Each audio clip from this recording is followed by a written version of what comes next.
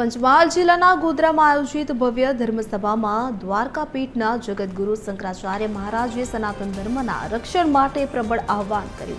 છેલ્લા 5 દિવસથી પંચમહાલના પ્રવાસે આવેલા શંકરાચાર્યએ ગાયોના રક્ષા માટે ગાયોને રાષ્ટ્રીય માતા જાહેર કરવાની માંગ કરી હતી। તેમણે આદિવાસી વિસ્તારોમાં લાલચ આપી થતા ધર્માંતરણને અટકાવવા માટે પોતે આદિવાસીઓ વચ્ચે જઈ ધર્મનો પ્રચાર કર્યો હતો।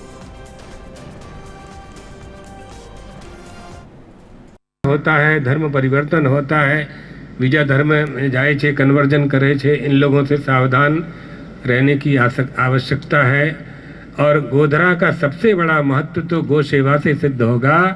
इसलिए हम चाहेंगे कि गौ माता की रक्षा गोधरा से प्रारंभ हो तो पूरे गुजरात में इसका संदेश जाएगा। આ વખતનો પ્રવાસ ખરેખર ખૂબ જ અદ્ભુત હતો અને શ્રેષ્ઠ સંત કહેવાય છે સમગ્ર સનાતન ધર્મના।